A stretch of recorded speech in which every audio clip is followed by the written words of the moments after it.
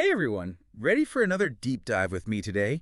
We're going to be tackling AI and more specifically, whether those large language models, the things that make those super smart chatbots possible, you know what I'm talking about, are actually biased.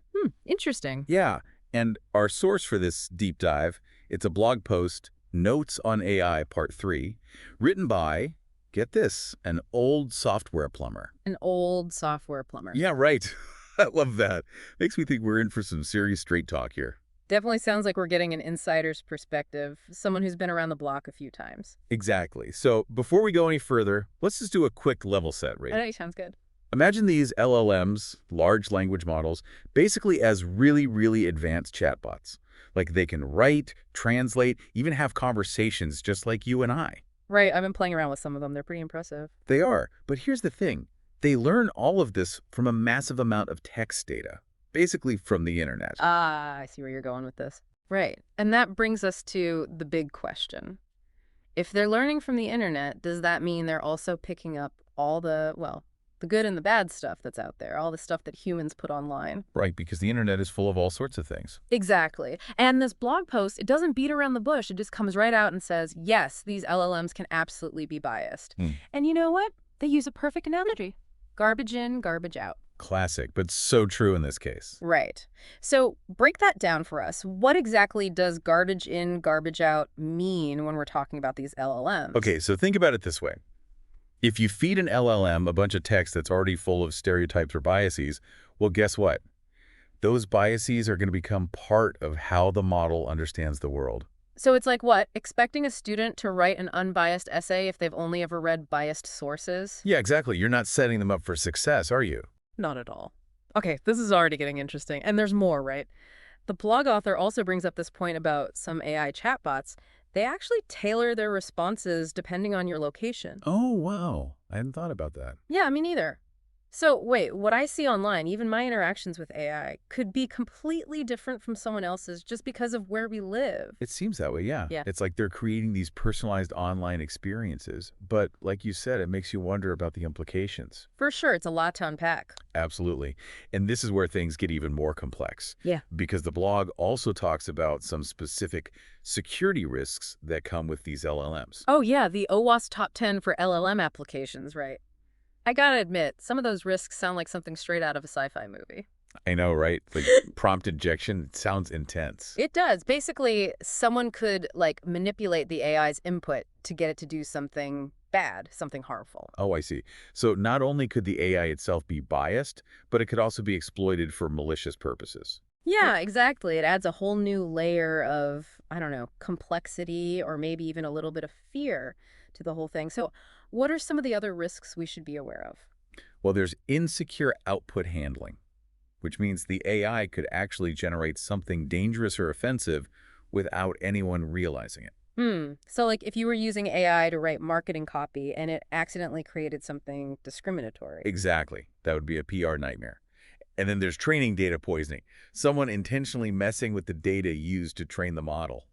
Wild, right? That is wild. It really highlights how vulnerable these LLMs can be, and it makes you wonder about the responsibility of the people who are building them, you know? Absolutely. It's a big responsibility. And we haven't even touched on all the potential societal implications yet, but we'll get into that more later in the deep dive. I can't wait. This is just the tip of the iceberg, folks. Stay tuned for more. And, as these LLMs, these large language models, they become more and more a part of our everyday lives, the potential consequences of these risks, well, they just get bigger and bigger. It's true. I mean, just think about it. LLMs are already everywhere. You know, search engines, customer service, even creative writing. People are using them for everything. Exactly. And that brings us back to what the blog author was saying about the need for self-regulation in AI development. Right, right. Like, it's not just a technical issue, it's an ethical one, too. Exactly. The people, the developers, the companies who are building these systems, they have a responsibility, don't they, to think about the potential consequences of their work. Yeah, that makes sense. It's not just about building the coolest, newest technology. It's also about thinking about how that technology is actually going to be used, how it might impact society.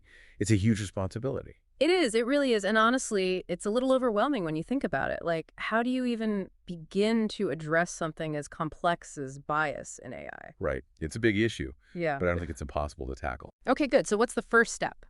Well, one really important step is to make sure that the training data, the stuff that's feeding these LLMs, that it's diverse, that it represents lots of different viewpoints and experiences, that it's free from harmful stereotypes. Okay, so like imagine if you trained an LLM only on books written by, say, men from one specific culture. Exactly. The model's understanding of the world, it would be so limited, wouldn't it? Oh, absolutely. It would be skewed towards one very particular perspective. Yeah, and that's how you end up with bias in the model's output. Okay, so diverse data is crucial. Got it. It really is the foundation. Yeah. So what else do we need to think about when we're trying to mitigate bias in these LLMs? What else is there? Well, we also need to think about the design of the algorithms themselves, the actual code. Oh, right, of course. It's not enough to just feed a ton of data into a model and hope for the best. We need to create algorithms that are specifically designed to detect and then try to reduce bias, maybe using techniques like adversarial training. Adversarial training, what's that? So it's kind of like giving the model some ethical training.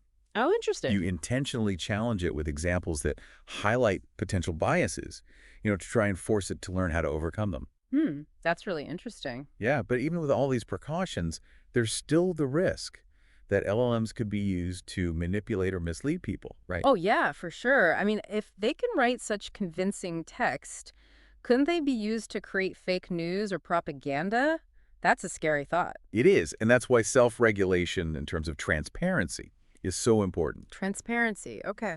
We need to be able to understand how these models are working, how they're coming to their conclusions, and what biases might be hidden within them. So it's not enough to just build these powerful tools. We also need to make sure they're used ethically and responsibly. Exactly. We need to be able to hold them accountable just like we would with any other powerful technology. And that's where the user comes in, right? We have a responsibility too. Absolutely. We need to be informed consumers of AI, questioning the information we're given, thinking critically about the sources, demanding transparency from the companies developing these technologies. It sounds like we all have a part to play in making sure AI is used for good, not just the developers, but us users too. We need to be aware of the risks and demand that these technologies are developed and used responsibly. I couldn't agree more. This conversation has given me a lot to think about. What about you? What stood out to you the most from this blog post? I think what really stuck with me was the blog author's emphasis on how interconnected all of this is. It's not just isolated technical issues, it's a whole mix of technology, ethics, and societal impact. And the solutions are going to require collaboration and open dialogue between developers, policymakers, and the public. You're absolutely right. We can't just leave it to the tech experts to figure this all out. It's something we all need to be involved in, and this blog post is a great starting point for that conversation. It is. It really is. Okay, so ready to wrap up our deep dive into LLM bias. As we're wrapping up this whole deep dive thing, one thing that just keeps coming back to me from the blog post is that idea about LLMs being like region specific. I don't know why, but that just stuck with me. Yeah, it's an interesting idea, for sure. I hadn't really thought about it before, but now I'm like, wait a minute, what does that actually mean for us as, everyday internet users? Right. It could definitely be a good thing. On the one hand, imagine having an AI that really understands your local context. Yeah. It could make for a much more personalized experience online. Oh, yeah, for sure. Like search results that are tailored to your interests or news recommendations that are specific to your community. Exactly. Okay, yeah, I see the potential there, but I also can't help but wonder about the downsides. Like, could this type of, I don't know, hyper-personalization actually lead to even more fragmentation online? Would we all just end up in these tiny little digital bubbles where we're only seeing information that's filtered through our own regional lens? Yeah, that's the other side of the coin, isn't it? If these AI systems are too focused on regional differences, it could definitely limit our exposure to different perspectives and maybe even reinforce existing cultural divides. Right, exactly. Instead of like broadening our horizons, we could end up just trapped in these echo chambers of our own making. It's kind of like the algorithm is the one deciding what we see and hear based on where we happen to live. And if it's only showing us stuff that already aligns with our beliefs and values, well, then how do we ever challenge our own assumptions? How do we break out of those bubbles? Yeah, it's a little concerning. It is. It really highlights the need for transparency in AI development, Yeah. We need to be able to understand how these algorithms work, what data they're trained on, what biases might be baked in. Right. We need to be able to like question the information we're presented with and Right. actually seek out different viewpoints. Absolutely. It's a call to action for all of us, not just the people developing the AI, but for everyone who uses it. we need to be informed and engaged and think critically. You know, we can't just passively consume whatever the algorithm decides to show us. Yeah. It's Yeah, like we all have a responsibility here. we do. And I think this deep dive has given us the tools to start doing that. We've explored the potential for bias in these LLMs. We've talked about the risks, and we've discussed how important it is to have responsible AI development and, for users to be aware of what's going on. It's been a fascinating conversation, honestly, really eye-opening, and I hope it's made you all want to go out and learn even more about this whole AI thing because it's changing so rapidly. It really is. And the more we understand about it, the better equipped we'll be to help shape its development and make sure it's used for good. That's a great point. So thank you all for joining us for this deep dive into the world of LLMs and AI bias. Keep those brains buzzing.